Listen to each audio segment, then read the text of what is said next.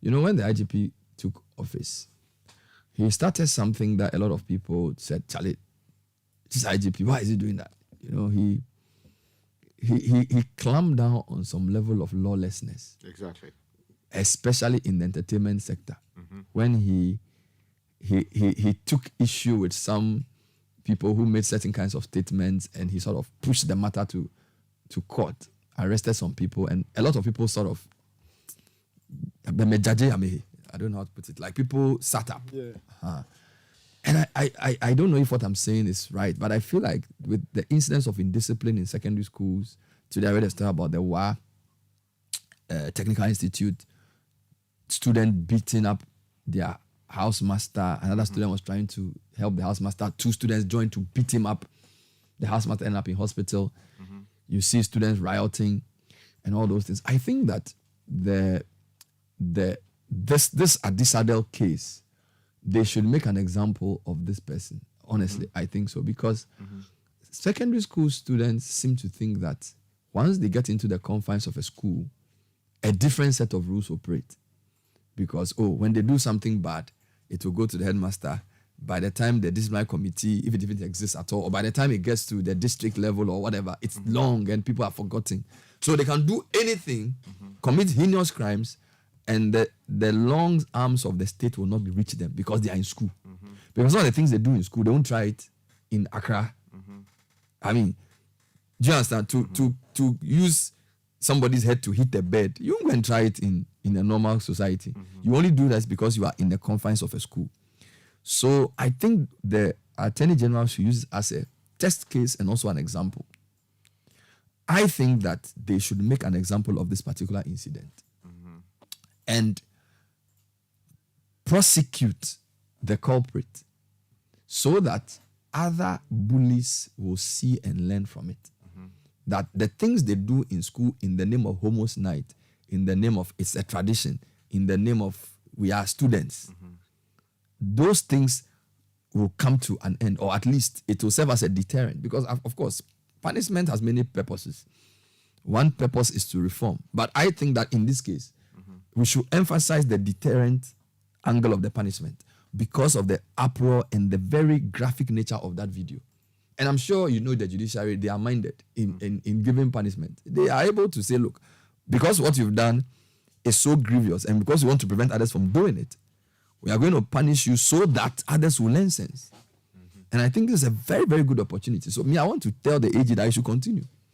Honestly, I may be prejudicing the matter, but having seen that video, I mean, they should deal with the guy. They should deal with the guy, because I don't see any justification for what he did. And I'm not a trained investigator, but you've seen a video. Clearly, he wanted to harm the guy. So, in this case, we should invoke the deterrent purpose of punishment.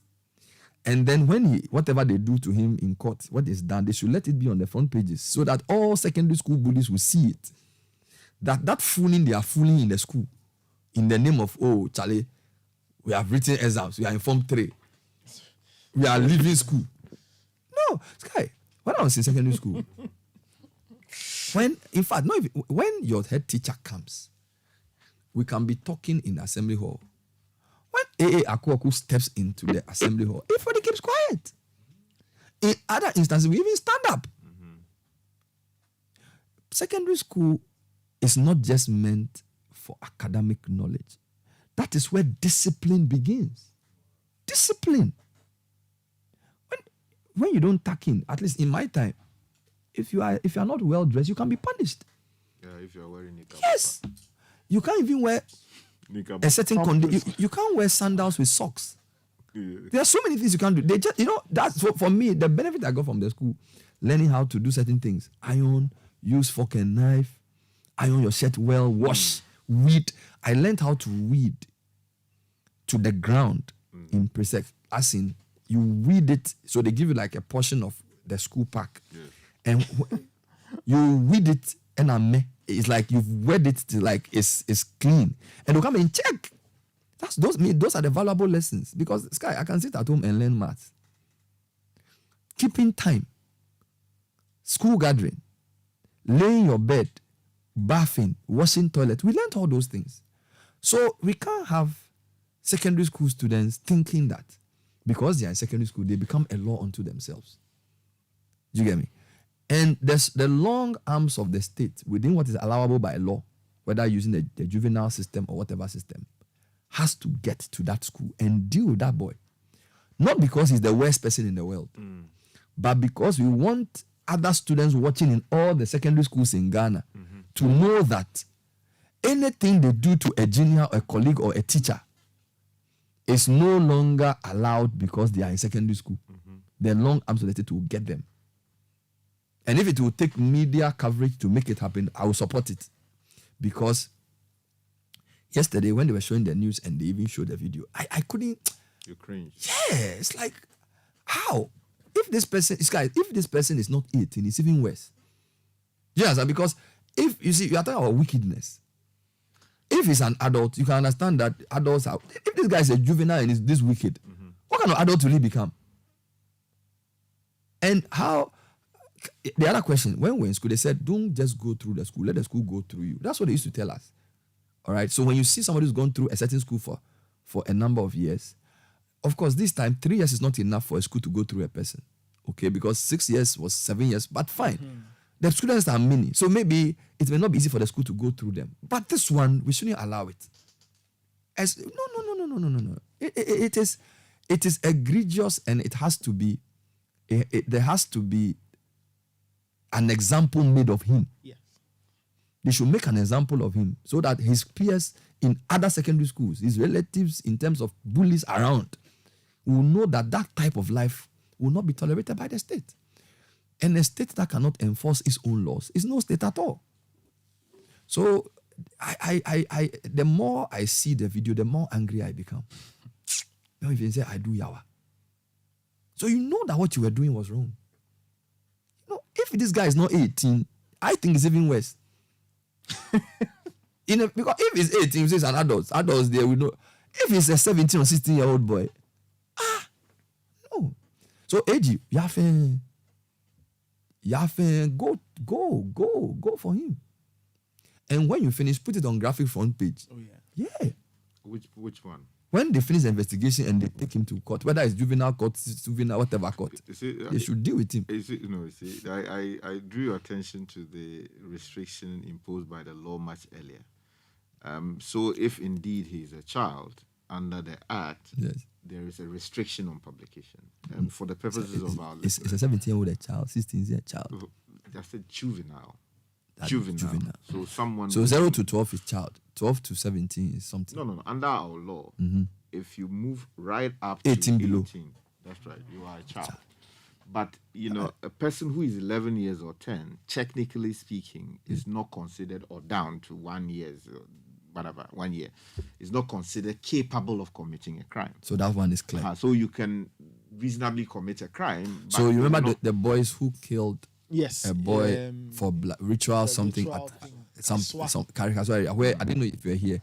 They had seen some video and they wanted to, and they killed a 10-year-old boy. But these were like 13, 14-year-olds. Yes. So if they were 14, then they will come under the ambit of the Juvenile Justice Act. So maybe what you are saying is juvenile justice. Yes. That's why I'm saying that if you look at the Juvenile Justice Act, it says, Section 3, it says that a juvenile has the right to privacy during arrest, the investigation of an offense, at the trial of the offense, and at any other stage of the cause or matter.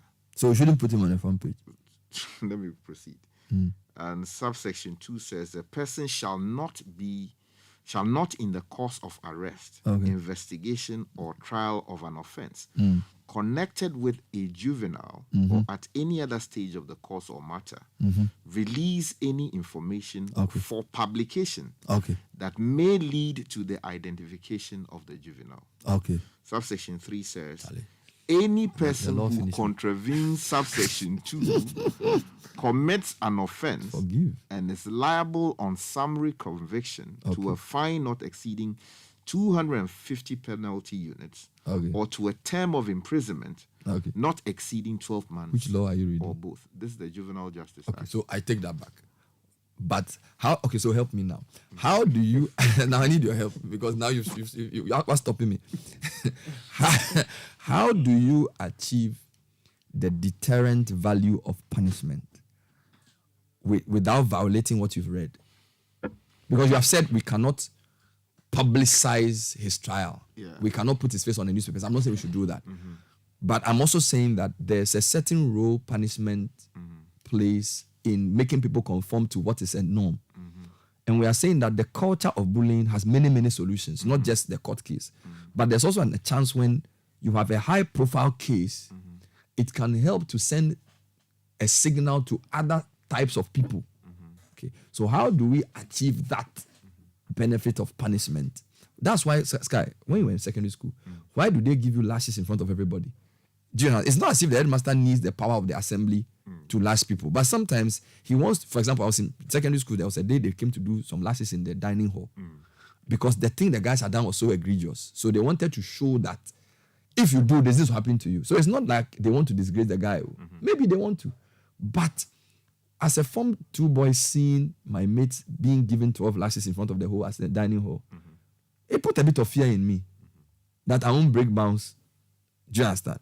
So bringing that to what you said, are you saying that when it comes to a juvenile, there's no way we can achieve this deterrent value of punishment because the law protects their privacy?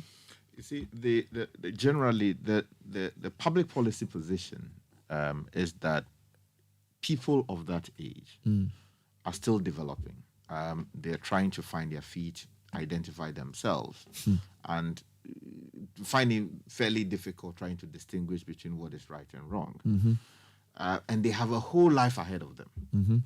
So if you subject him to a certain exposure as to get society to tag him as a bad person and therefore not fit enough to be within the committee of people, is that a word? Yeah. Yes. Then you have damaged his future for life. Okay. So there is a special system created for them to be reformed, punished, and it's actually correctional. So that he will become a better person and useful to society. So you find that even decisions made about what happened in court are sealed, right? It is only in exceptional cases and where it is relevant that some of those things can be unsealed. But his name is not out there yet. I saw. So if because I don't know his name. Can't the matter be tried without his name being put out? Yes. And yet we will be updated on the issue that the Form 3 boy who did this. You understand? We can decide not to add his name, not put his picture. But to the extent that we want other seniors in secondary schools to know that a Form 3 person who did this to his colleague has gone through the process and has been put in a correctional facility, I think we need to do that. Fair. Take his name out. Yes, you don't want to damage his future. He may become a good person one day.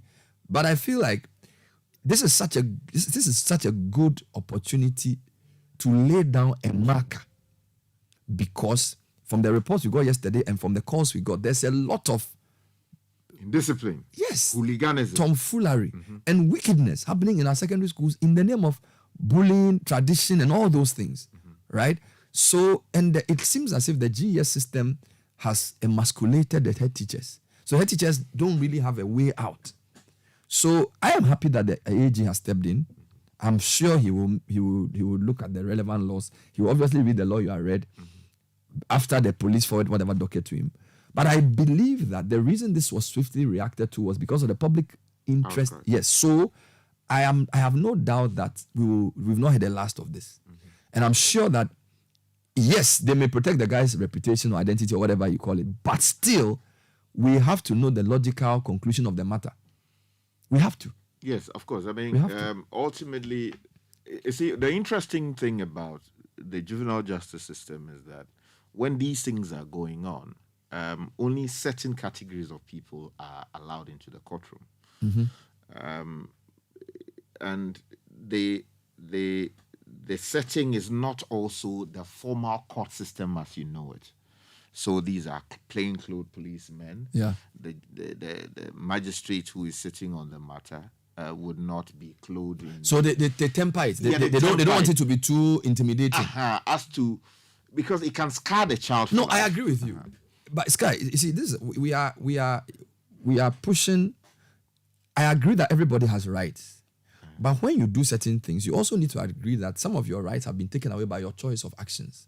So whilst the law is very clear on how we should treat juveniles, we shouldn't overemphasize that. And I'm not saying we should violate his rights, but we are seeing, I consider, an epidemic of indiscipline in secondary schools based on overcrowding. And this is not the only, and this is not an disadvantage issue. There's a lot of students and they cannot be managed because there are too many students in too little spaces and not enough teachers and not enough supervision. All right. So it's an opportunity to use a different approach to get the students to do the right thing. Yeah. Right. And I'm not saying they should intimidate students, but the stories we are hearing from secondary schools, you cannot treat this as an ordinary case. And you also want to let the students know that, look, Sky, the state is paying for your education. Okay? This whole thing started because a government said, we will pay your school fees. Yes, it's affected quality, but at least the state is paying for your education. The least you can do is to be serious. There are people of your father's age who couldn't go to school because at the time they were ready to go, the state wasn't prepared to pay. Yep. And because of that, they couldn't achieve their dreams. Okay, so you know, despite a population bulge of a big base, the state says we are going to pay your school fees at the secondary level, which is causing a lot of problems, but they are still paying. So you cannot go to school and decide to beating up teachers and beating up your mates and then expect that all the comfort of the law should apply to you. No. Do you get my argument? Because his father or grandfather may not even have gone to school. That's true. And you go to school and you have free time to be doing this. Second point, the thing happened on June 30. Okay. All the reactions we are seeing is because the thing went on social media. And I think there's a problem there. And again, this is not just at this school, all of us. How come when things happen, people don't have confidence to report it? Teachers should ask themselves that question that, have I created, Sky, I have kids, you have kids. If something is happening to your child and they cannot tell you, there's a problem in your house. You understand? If your child is going to school and they have problems, so usually when you pick your kids from school and they are talking to you and they say, oh, daddy, this happened, you listen non-judgmentally because you want them to talk. When you start shutting them down, and this is a lesson for you, you are coming. When you start shutting them down or trying to quickly solve the problem without listening to them, they won't tell you again. Okay. Now, push that to secondary school. Okay. 3 people have witnessed an egregious crime. Not one of them recorded it. Not 3 people, actually. It was in a dorm. Yes. So the whole... Yes. Yeah. So they were laughing. And not one of them thought it wise to mention to the head teacher. We are told that it was sent to the house master, but it was represented as like they were playing. Fighting or playing, okay. Whatever it is. I think that we need to ask serious questions about that system too. How come there was nobody in the dorm who felt that this is so wrong? I need to tell the headmaster that no, there's a different view to this. You know, it's because the impression I get is that the housemaster was given the impression that this was no mudiagro. That's what I'm told. Yeah, you know, it's because of this culture we've created, especially in our schools, that the coolest dudes are the people who shut their eyes to what's happening, sell out. So for example, if chuka, they call you chuka. Yeah, chuka. That's it. And you know, you are made to feel very bad. And for most people, because you want to fit in, you don't want to be branded as a snitch. So you see things, you hear things, and you keep quiet because you want to be part of the cool gang. You want to be part of the accepted culture. You want to be part of those who are liked. So you can't sell out. Meanwhile, you know in your heart of hearts that really this is and very, like, very, you know a very good experiment to do. You know we have a whistleblowers law in Ghana. Maybe we can check how many times a whistleblower has actually used that remedy. Because you see, what Nathan has said points to a much bigger societal problem in Ghana, where choking is considered sinful. So in some societies, whistleblowers are heroes. Yeah. Whistleblowers who see wrong and go and tell See something, say something. Yes. So in the United States, you can say that Nixon's time as a president essentially ended because of a whistleblower. And that person is pointed to as a model, somebody who saw something happening. Yeah. And then leaked it. So even in Ghana, but I'll give you an example. So many times when I used to actively do CNN, people complain about things. We take our cameras, we go there, let's say a bad road, and then the same citizens who send us text messages to complain about the roads, when you put a mic in front of them and say, can you tell us how this road is affecting your life? I don't want to speak. Nathan, you have hit a very important point, which I think, in terms of changing the mindset of Ghanaians, maybe the media can help. I think we need to idolize whistleblowers. Because you see, when you say something is a vice, you are saying that 30 or 20 students saw this. All of them felt comfortable not to report it in the way it happened because they will be branded as snitches. Okay. Now, you have a whistleblower law that people are not using because in the society, look at the public sector agencies.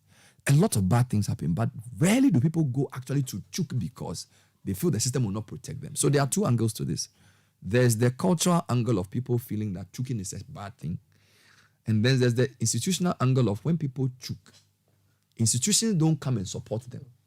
So we should ask ourselves here, if somebody goes to choke, will we use the information they choke to then exonerate them, or will now victimize them for choking? Do you get it?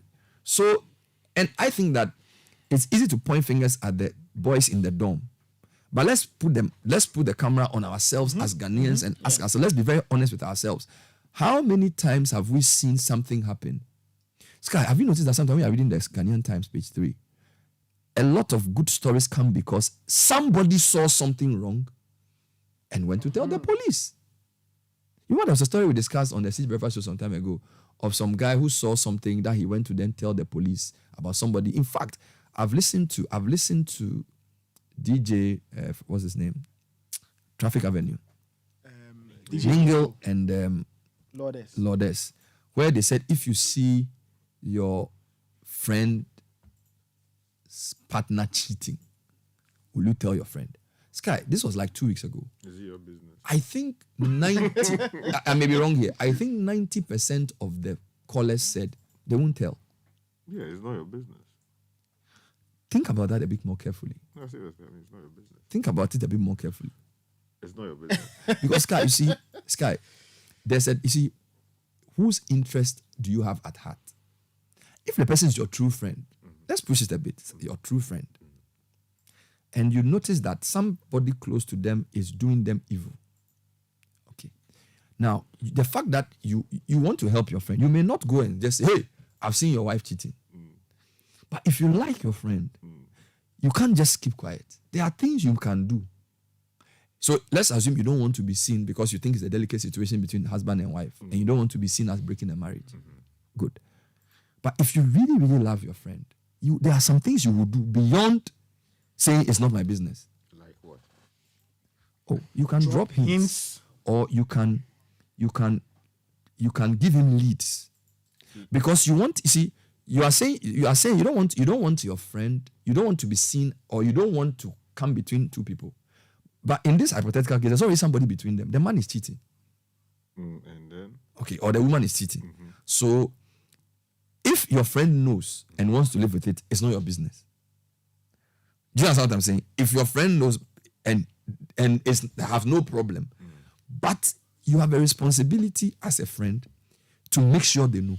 See, okay, let me deal with this in and this is snitching matter, Sky. You understand? You see, in the context of whistleblowing. Okay, you see, when there is something accepted by society for which there is a moral and legal obligation imposed on you to report the same. Yeah. It is not the same as a relationship between two people. Okay. Which may be influenced by all kinds of things. Okay. And merely because you have a relationship with one of them, you ought to get involved. There are two issues here. First, you recently remember that there was this girl in the Ashanti region one person had reported to the other that, somebody was cheating. What the guy did was immediately move to the area, and according to the report, he either allegedly stabbed the guy or the lady or shot. So it was based on a report that he had not verified. These are highly emotional issues. For you to be able to navigate that matter, you need a certain level of intelligence to engage your friend or colleague in a way as to deliver the message, but in a way that tempers whatever temper that may come out of that. So it is not a crime for someone to cheat on the other. So Sky, can I say my example was a wrong example? Okay. So let's assume you see something happening in a let me start question. If you have a neighbor who has a teenage daughter, and you see the teenage daughter working with some area boys who you know are bad boys, what will you do? You bring it to the attention. Exactly. But you see, this is the issue, because it's not seen as. You see, this is the thing. It's a power issue. Because the girl is a teenager and you are parents, you know that the girl can't do anything to you. If you see an elder of your church who is moving with the choir leader in a strange way, will you tell the pastor? So a church elder, you're a normal church. In any case, just because when the person you are choking is somebody powerful, so I feel like sometimes it's loyalty among friends and then also deference to power. All right, but we are saying that if the society values truth, choking should not be seen as a bad thing. So our lack of our browning of chokers is a reflection of a society which does not value the truth.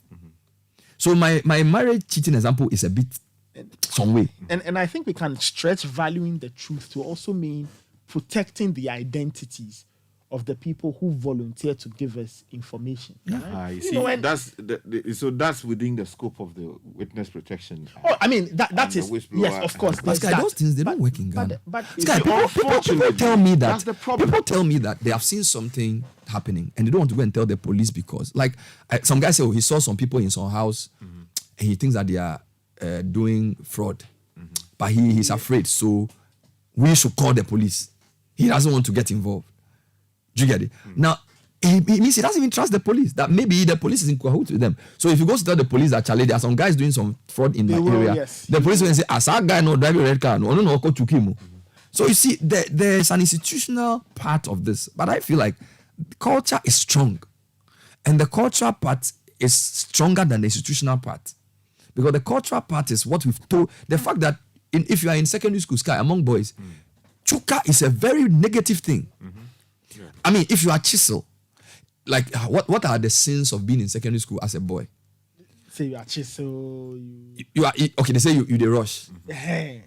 You be chuka.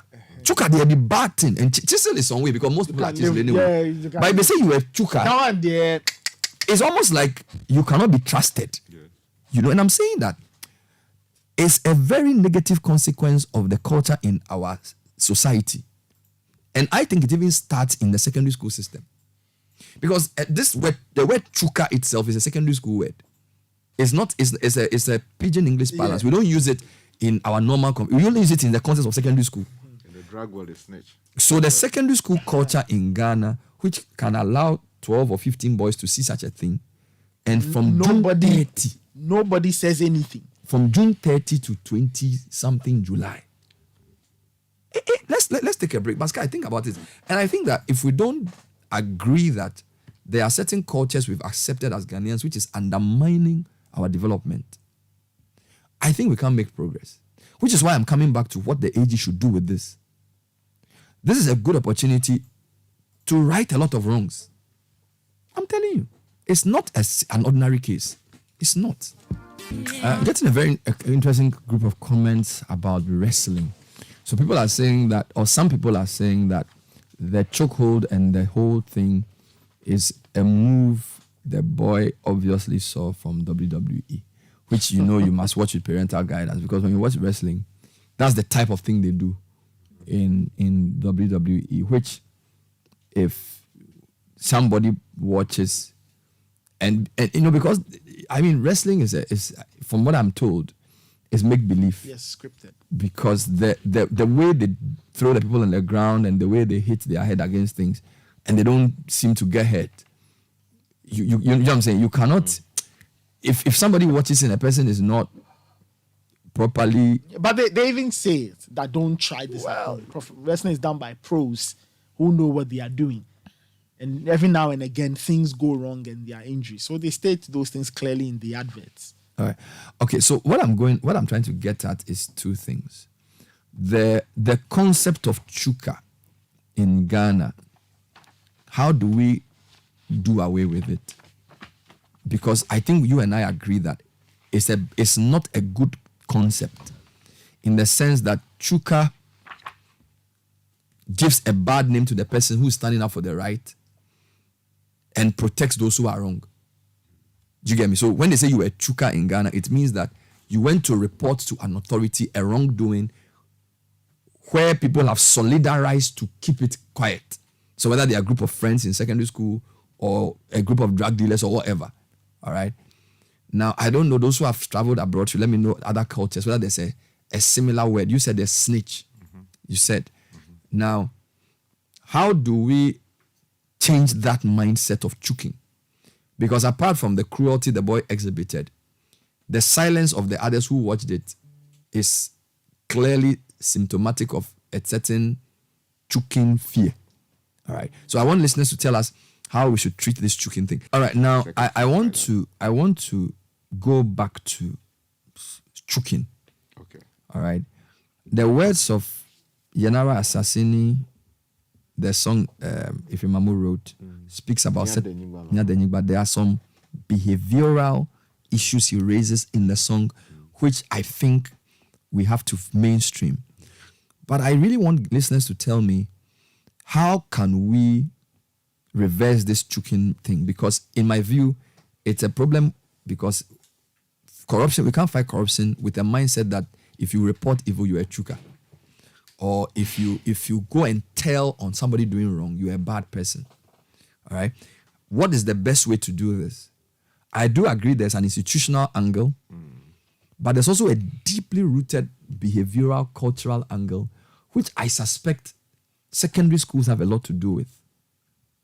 I suspect. No, it's actually, in many ways, one can argue that or the household. Comes from the house. Because, look, I mean, growing up, and for those who would want to misconstrue this to mean that I'm making, generalization, no. I'm talking about my personal situation.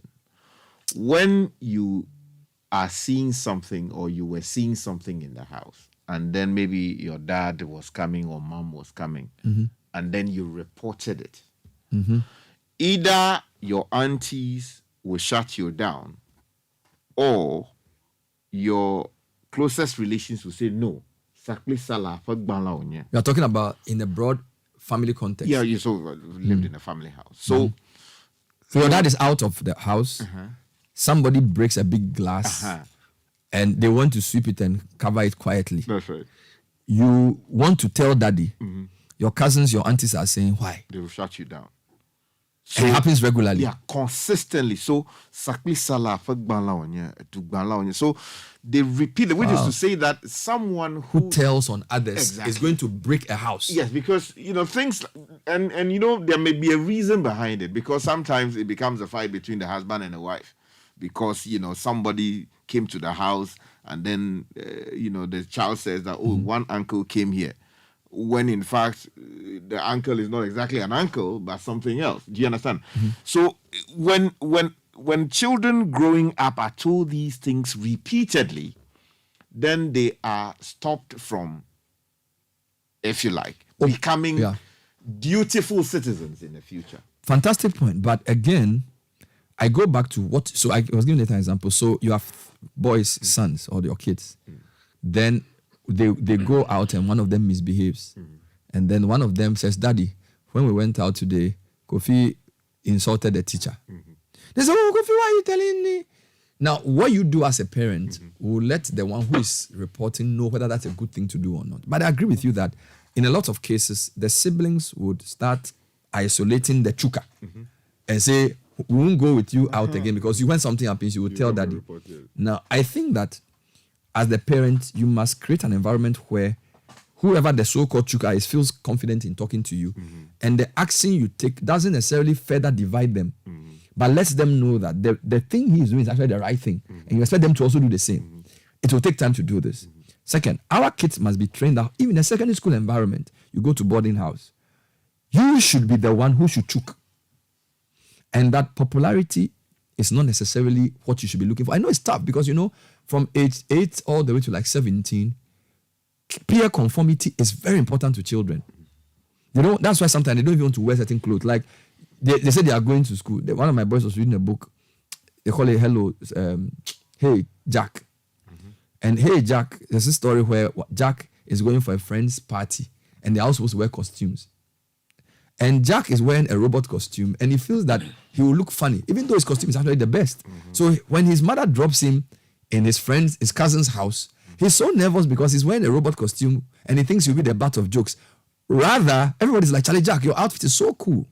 So I admit that 11, 12, 13, 14, 15, 16, kids want to conform. All right?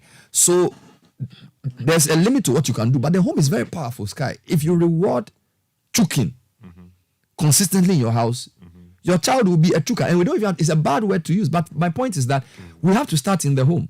Okay? And then societally, in the school, in an environment, in a workplace, we should create an opportunity where somebody can go and tell the boss that, Charlie, in the department, fiteni be.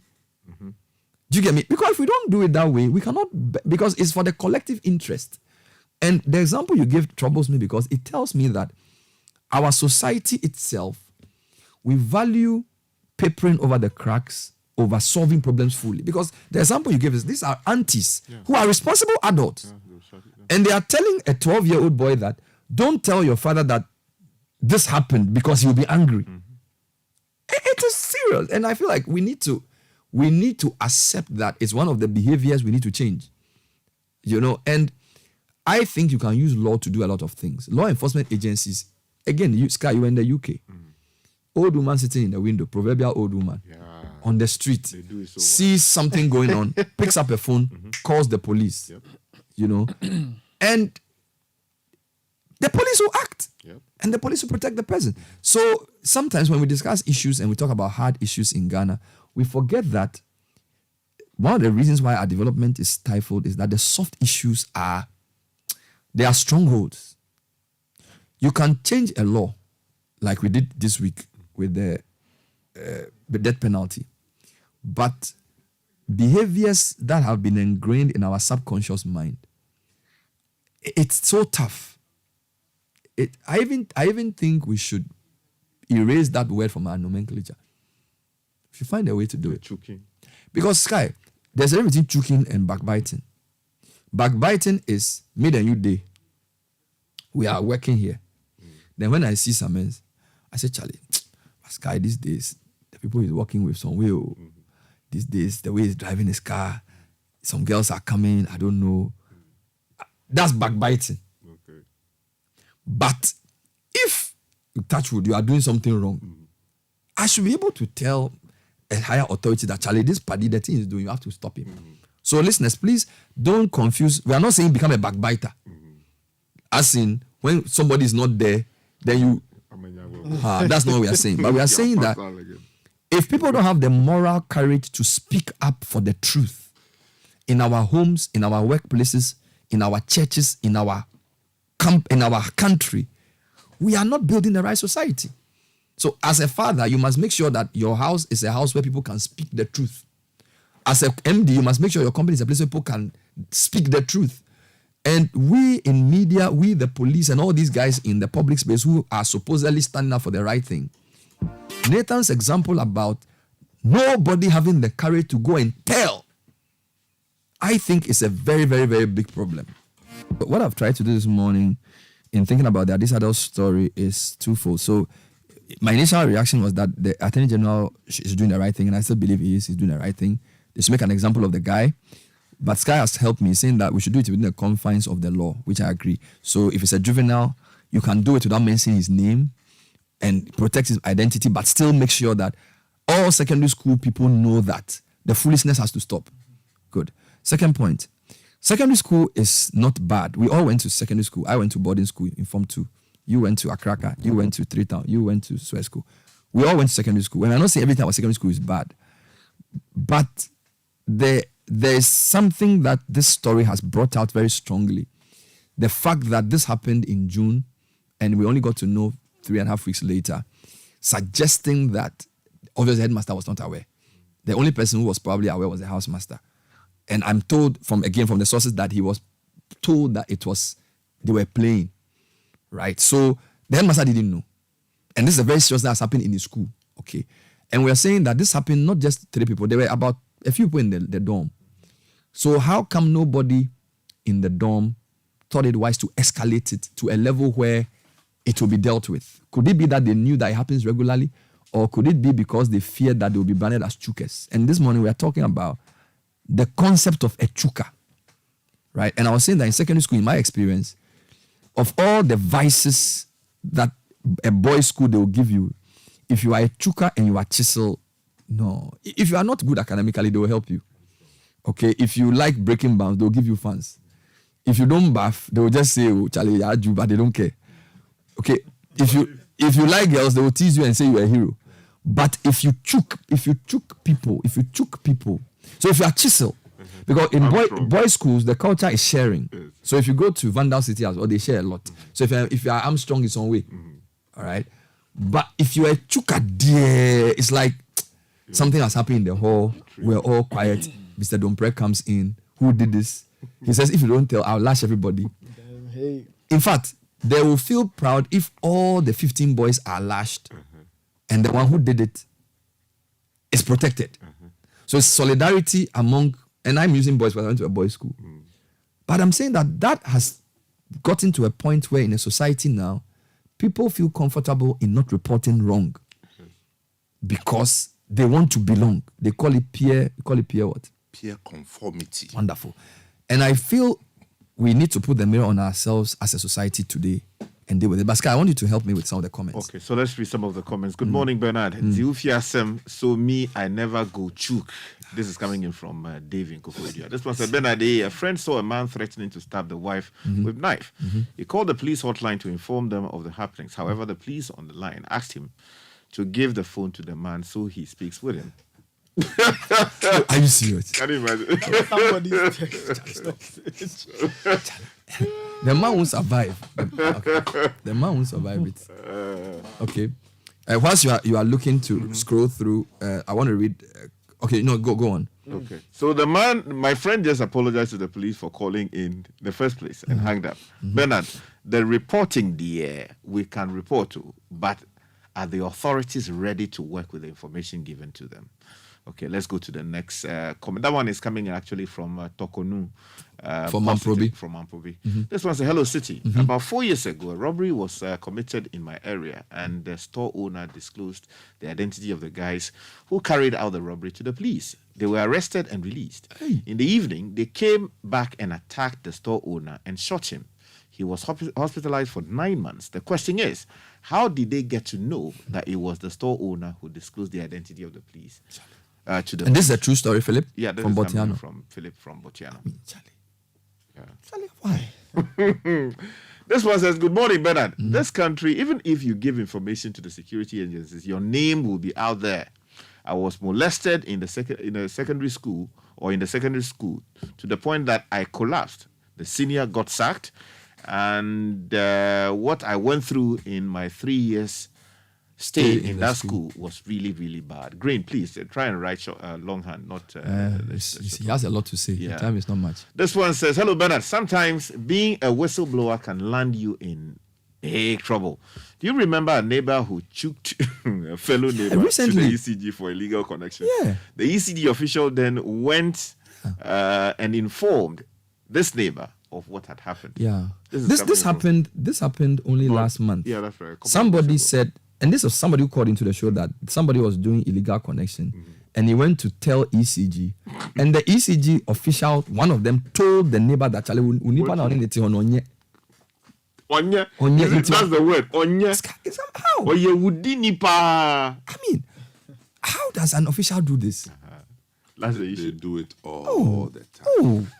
Oh. It says, I mean, one they want and that guy be a friend me say, wait. You go chook you, They do it all the time. This one says, Bernard and Co. Our society frowns on whistleblowing. Examples abound in our politics where government officials who have blown the lid on corruption cases get sacked. Domelevu, Martinamidu, amongst others, readily come to mind. This one is coming in from Benjamin in Shaiman. This one says, hi, Bernard and team. The fact that these young ones will move from high school to the university where they are expected to be even more responsible with very minimal supervision is another matter. This is very unfortunate. Coming in from Godfrey, who is sending in from Tema West. This was a good morning, Bernard. This same secondary school system is the same in the workplace as well. We have a certain supervisor in our department. This man can steal anything and everything in the warehouse. He can use company resources to do his personal work, and every one of us in the company, although aware, listen, I hope you are listening, is aware, but we don't report, except our white managers. But we don't dare report him because we are all protecting our daily. Let's read this message again. This message is very important. Read it again. Okay, so he says this same secondary school system is the same in the workplace as well. We have a certain supervisor in our department. This man can steal anything and everything in the warehouse. He can use company resources to do his personal work, and every one of us in the company is aware, except our white managers. But we dare not report him because we are all protecting our daily noku fuel. Why? It's coming in from this man. So is it that when you report him, he will not be punished? No, if you report him, there may be a whole chain would unravel. So maybe is he benefiting from it? So for all you know, maybe you too, Bernard, you have been doing something. So let's say they buy 10 bales of Tiro, right? And the man just puts 4 there and takes 6 home. Then you too, maybe his newspaper, the printer. No, but the text didn't say that he is doing wrong. He's saying that they don't want to choke because they are protecting their noko fuel. Daily noko fuel. That's what I'm saying, that the daily noko fuel could also be the A4 sheets that he also uses to print all kinds of things for. Is it not because maybe he feels like if he reports and the supervisor doesn't get sacked, then now the supervisor will now victimize him. So if the white men would take action based on the choking, there's two things. If you see, when you go and report, they will investigate. They will ask other people whether this is happening. If everybody else says we don't know anything about it, we don't know anything, it's only him who is saying it, then it sets you against the supervisor. So it's complicated. It's a question of, will others stand up for the truth when you go and choke? That's question one. Then will the institution investigate it to protect your identity? Because there are some bosses, if you go and tell them, Charlie Samuels, Nathan, it is still Tiro. Then Samuels will call Bernard and say, call Nathan. Okay, you told me something last week. Can you say it again? If you do that, I won't tell you a lot of things. Do you understand? But if you say, okay, you've seen Nathan stealing, to store a bad example, to a Tiro. How many times? Oh, like 6 times. Okay. He can then start an investigation. Do you get me? Then he can invite Nathan, and then later on, if Nathan says that it's not true, then later on, if it's possible, they bring a witness. But I think a lot of this, the impetus the leadership gives. But there are also, as I was saying, there are also many times where the people are quiet because they also have small economies within, which perhaps the supervisor knows about, which they are protecting. But that's at the higher level. Yeah, but this level is... But a very low level, like secondary school. Oh, no. I'm just dealing with the comment there. Oh, okay. So it's for instance, in some ministries, departments, and agencies. So the person who forwards the documents to the ultimate boss to sign also has a way of adding a few zeros, right? Yeah. Before it gets to the... It's like a system. It's a system. Everybody's chopping some. Everybody is chopping some. You have created a whole economy around it. Yeah. So you don't expect that someone will be conscientious enough to go and report. Because the moment you do that, when they bring this person down, the food chain collapses. But I think in that case, leadership, you see, I think leadership has to create an opportunity for whistleblowing if they want the organization to do it. Because you are MD of a company. If people are stealing Tiro in this company and a security man cannot come and tell you, because when the person involved is maybe in the newsroom, speaks better English, then you have failed. Because if the person can come and tell you, it means that you won't get right information. The issue that Sky brings out, you find it in bigger institutions. But I think the stronger force is the culture of conformity. People have a psychological need to be accepted and to belong to a community. And they find some of these things as exceptional conducts that if I report and I don't get the necessary response from the bosses, I'm in trouble. I'm a bad person. And the system will deal with you like that. You made a point about chukers in secondary schools. I mean, my time was way ahead of your time. But what you just said also pertain in my time. If you are a chuka, it's the worst of the sins. It's one of the worst sins that you, and it follows you till you come out of school. They go dog you. They say dog down. You are not a brother man. I lost no be brother man. You are not, you are antisocial. You are chuka. They're no good crowd. It's like they've put a chain of this thing on your neck. So chuka thing. I mean, look at this disco thing. Very, very painful. But I still, and I know you've dealt with this thing, but I still have pain in the fact that the victim himself is also being punished. If they allow the victim to be punished, then the headmaster should be punished. The headmaster himself should be punished. One of the reasons, among others, why this victim would keep to himself is that he was not assured of safety if he goes to report. Exactly. That's what you were saying. The prevailing culture in the school instructs him that you are better off keeping quiet. Yeah. And who created the culture? Is it the boy? Who is supervising the culture? Is it the boy? The buck stops with the headmaster. Yeah. In a more civilized world, in the United Kingdom, this headmaster would have packed his bags and gone to sit at home drinking tea. Resigned over this issue. I'm telling you. It's a major scandal. So for them to punish that boy, they should record the boy and go and sit down. Somebody hit his head against this and you punish him too. He didn't and it says that bring the school rules and show us the line that says that if somebody knocks you, you come and report. Is it written in black and white? That's an exceptional case that has to be dealt like that. And the reason I like the Attorney General angle, and a senior friend of mine sent me a message that it's an overkill. I didn't respond. The point is that it can be an overkill within your lenses. But the signal that it sends to the wider student community is that you cannot continue doing a thing like this and get away with it. That's all. I'm telling you, Sky. He's not going to be given a life sentence. He's not going to be. You know what I'm saying is that so something stronger. Send the signal. Every student in every school will read and know that from today going. Yeah. Because Sky, there's nothing more painful as you're at work, minding your business. They call you that your son is sick because somebody has beaten him in the care of a school, an institution, and a proper institution like Addis-Ababa College. Some random character hit his head against a bed. Not a bed. A metal bed. You know the metal bed that they use coal-tar to paint? That black one. The black one, they use coal-tar to paint the thing. So when you hit the coal-tar, it will enter your face. It's very serious. It's very serious. I mean, it's so the headmaster himself should come again. Yeah. And this thing, they should call the boy back. Yeah.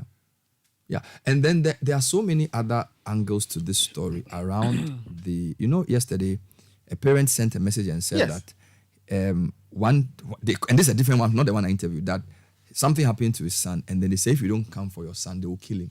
Yeah, that's right. This was from Accra. So this was a text message that came. They said that a phone went missing. Yeah. The son, I think it was the. So per the text message, a phone got missing. Yeah. A certain boy was accused of taking the phone wrongfully, and he was physically assaulted, and it turned out he wasn't even the culprit. And per the person who sent it, the person is related to this boy in question, and he said the call she got from the school authorities was that, please come and take your son. From the head, That, the if you don't come for him, he's going to die. And that's But like, it's like how you have been entrusted with this child. Take care of the child. Hold on. Maybe what Angel is saying, we should listen to him again. He's saying that, look, the numbers that we have is actually impossible to manage the school the way it was managed when you were there. And you were a PT, you were a global alumni chairman. You can know this. And I blame Ghana Education Service for it. Good. There are no... The teachers are outnumbered, and the rules they apply to discipline appear outmoded. Because when you listen to Angel carefully... GES has taken away a lot of the things that we used to do when we were in school. Mm-hmm. You can't just punish anybody just like that today like it used to be. So even as a senior house master... Check the letter that the school wrote and see how many institutions were in copy. That should tell you.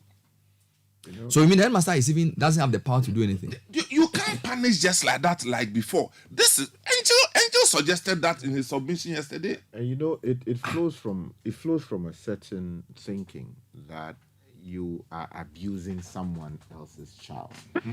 See, growing up, again, some men will remember that in the community those days. Yeah. Let's say some man sees your son. Misbehaving. Maybe you are not even related.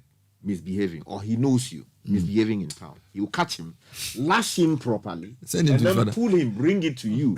And I'll thank him for lashing. Yeah, you see, then you will continue from there and thank him for doing good work. But you see, these days you cannot do that. Try that. Yeah. For all you know, the father or the mother at home doesn't even think of even little pants. But guys, while I agree with you, I think there's also a practical issue of numbers. Oh yeah, that's which is there. And then you see the other point. A headmaster should be able to lash a student, because a headmaster is not an ordinary teacher. A headmaster is somebody who has been in the system for at least 20 years. So if you can make somebody head a school and you can't trust them to punish a senior or a student, or supervise, then that? A headmaster is not or even a senior house master. Angel says something, and let me repeat. He said that in his day, going to eat dining hall was compulsory. Yes, you heard him. In my time too. You think it's the same today? They can't go to. It is not. Are you lying? All school gatherings are compulsory. I am saying that it is not. Are you sure?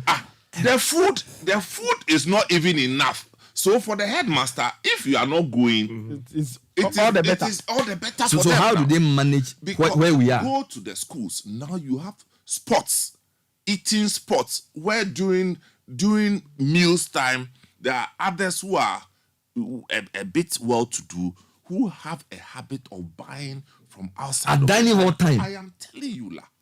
Because but that's serious. The teacher is telling you that, Papa, even the food there is not enough.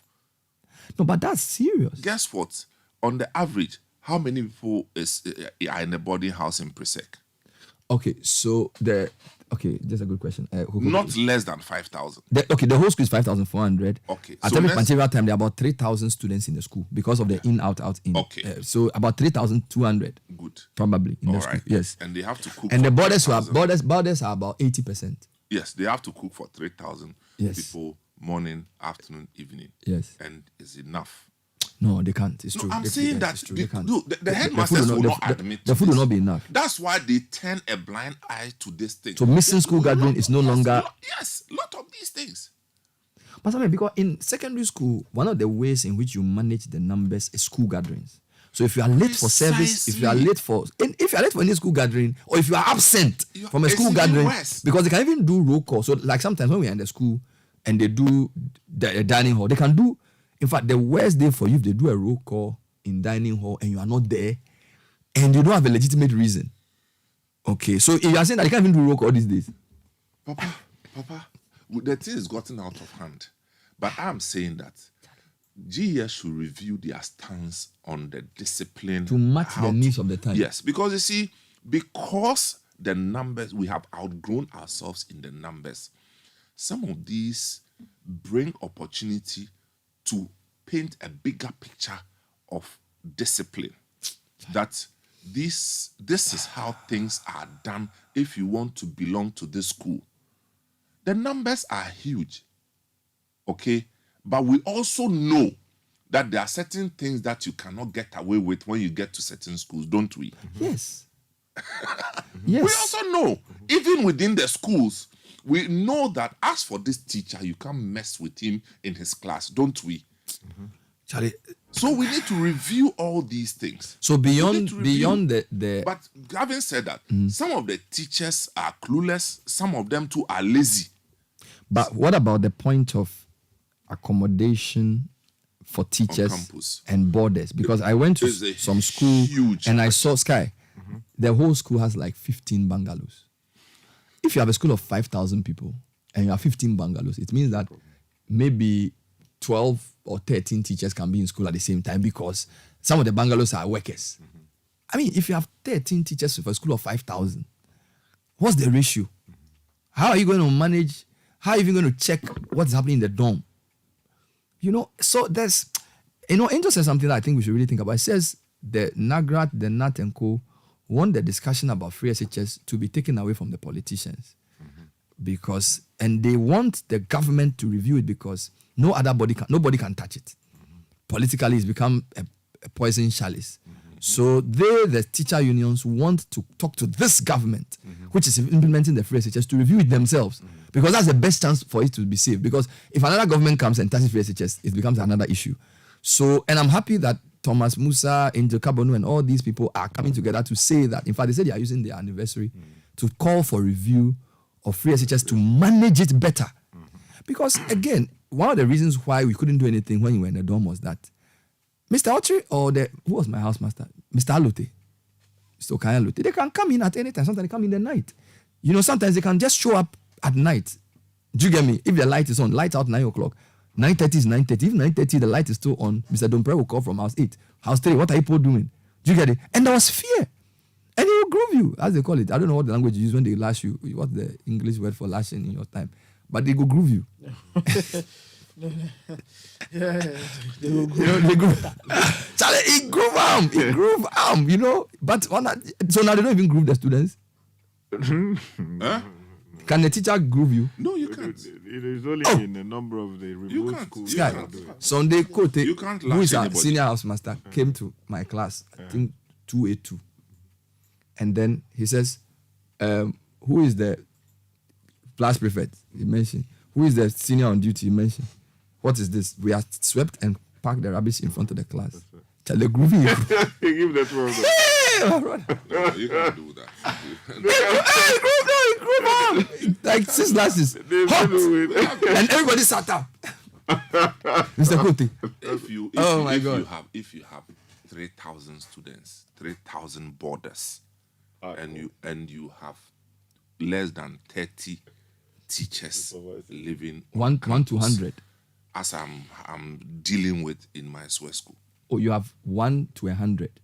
The ratio of teacher 1 to 100. Approximately. Charlie. So every day is a struggle. 1 to 100. Every day is a struggle. So even if you want to do counseling, how will you do it? We're doing, 1 to 100. We're doing a mathematics project, and I can say this, and which is we are providing 30 hours of mathematics instructions for those who are preparing for the WASI. And the number is approximately 1,400 of students who are writing. Yes. So they are SS3. Yes. 1,400. Now, SS3. in total, we had 800 students. Where is the 600? They really don't care. They couldn't even come. No, they didn't show up. Oh. And you don't even know where to find them. Yes. 600 students didn't come. Yes. And you can't even find them. They are happy somewhere. No, they still wait. By the way, how many maths teachers do you have in that school?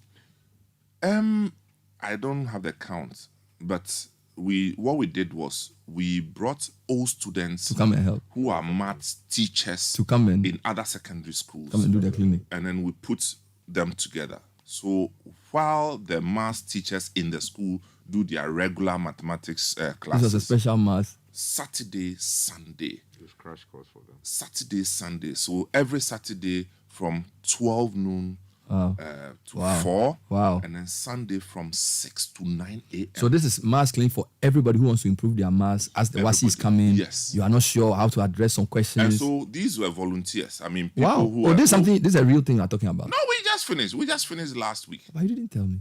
No, but you passed your maths. No, at least challenge. So that I can also go and do it in my school. No, guys, also no. I like it. So hold on. So you had 8,400 students. Yes. Maths exam preparation, volunteers come in, and they do. We had 7 teachers who are all old students of Swear School. I like that. Who are teachers for weekends. Attah-Mensah School, Agri Memorial, other schools. Wow. So they all came together. So every Saturday they all report. Because you want the maths number to improve. You want the maths grade to do well. But this is amazing. But 600 didn't come. They didn't show up, man. Man, and the teacher couldn't find them. No, thing is, you see, what I'm saying is that the trust that the head teachers had when we were there. They know everybody. The head teachers know. Yeah. In our time, head teachers will know you. At times, they know your father's name. And they know your brothers. Yes. You are right.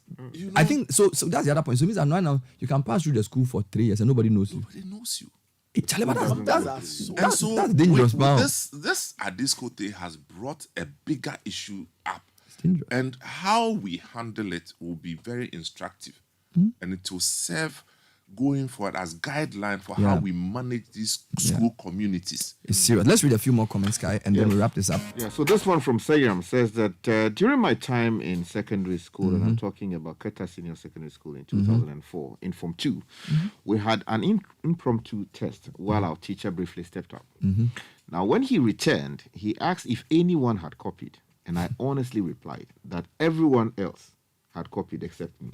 As a result, I was the only one who passed the test. Okay. Unfortunately, during the night classes where we studied independently, some of the older girls in my class came, bullied me, during which they pulled my lips, pulled my hair, and pulled many parts of my body. It took me years for me to move past the experience. And even today, I still struggle with being an introvert and finding new friends.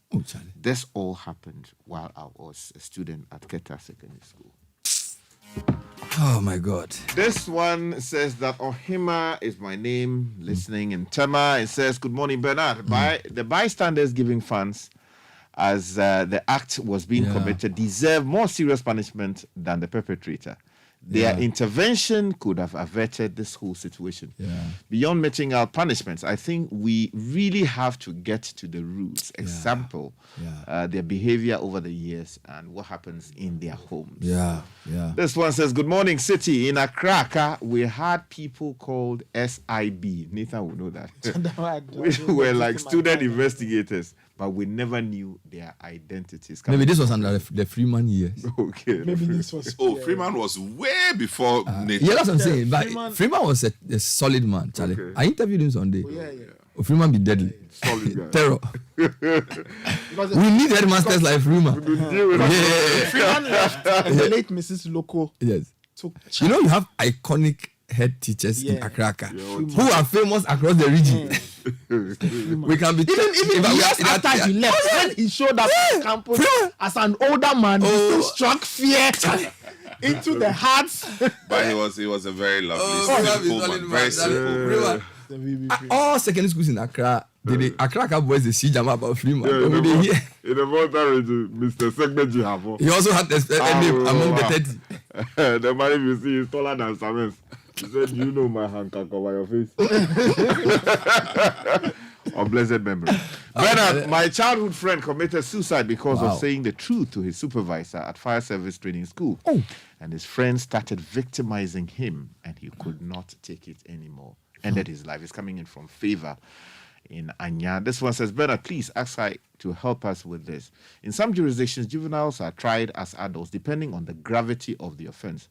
Do we have these provisions in Ghana? Yes. By the way, if you're a social psychologist listening to me, I want you to help me on what we can do to break this. This whistleblower phobia. It's a combination of groupthink culture and peer pressure. Bernard, let me give you a Groupthink and peer pressure. Yes. Groupthink where you are all supposed to behave the same way. The same way, even to a fault. Yeah. And then peer pressure. We have to behave the same way, regardless of where it's going to take us. I think the motivation is we sticking together. In good times, in bad times, we have to stick together. And so this actually forms the basis of cohesion in the secondary schools. People come as strangers. As time goes on, they bond. As time goes on, they segregate with the bonding. As time goes on, they get closer.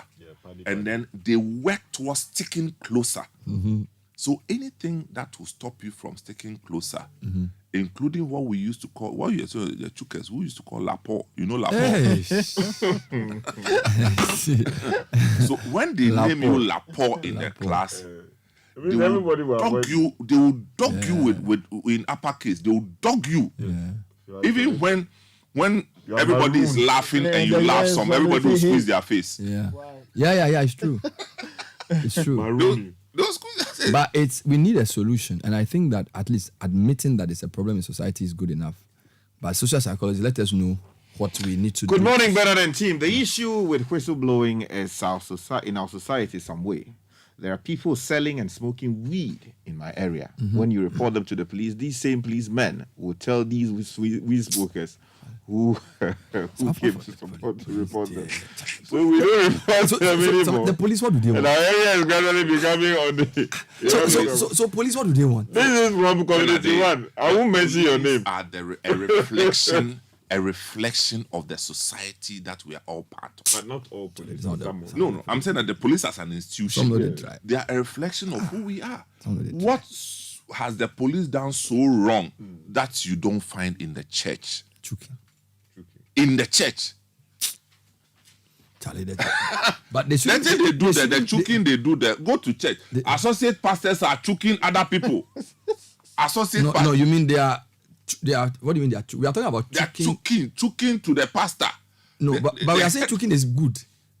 No, don't forget that this premise is that choking is not a bad thing. Some too no good. No, what I say is some that some be ahoya. In this police example, we are saying that you've gone to tell the police. Yes. You've gone to whistleblow, and then the police has gone behind your back. No, what I'm saying is that to now tell the person that the ills, we find them in all facets of our society. I agree with you. Let's read a few more comments. This one says, "Good." Okay, go up, please. Yes. I won't mention the name of the previous texter. This one says, a security man lost his job just because he saw a worker extorting money from clients and reported the issue to the manager of the facility. The manager ended up calling the worker and telling him to be careful of the security man because he came backbiting and has come to... I have an interesting text here that I will use to end. Can you imagine? This person says, Bernard, the phenomenon of being stigmatized for blowing the whistle on crime is engraved in our culture and behavior. In some jurisdictions, they've dealt with it by punishing witnesses of crime who refuse to report. Yeah, so this is... There are similar laws in Ghana but not enforced. In the UK and the US, when a crime is committed, investigations start with people around the site of the crime and neighbors. So their informants usually develop a career in blowing the whistle and most often have an interest in the matter.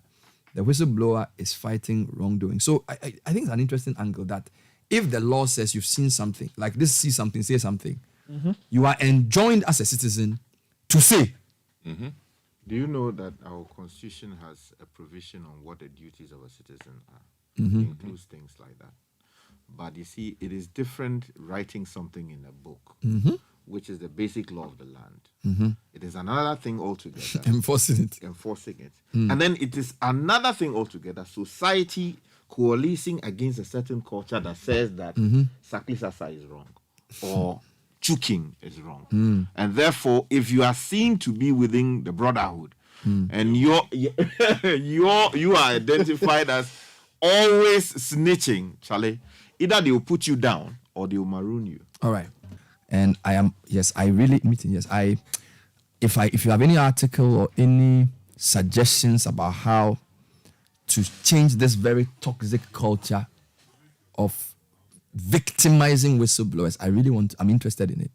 Because for most topics we discuss, Nathan, when I push the topic to its limits, I see a behavioral component. So if you are a social psychologist or someone who's listening who has some insights into how we can break this very toxic mindset of people who whistleblow are chukers and therefore they are bad people, please let us know.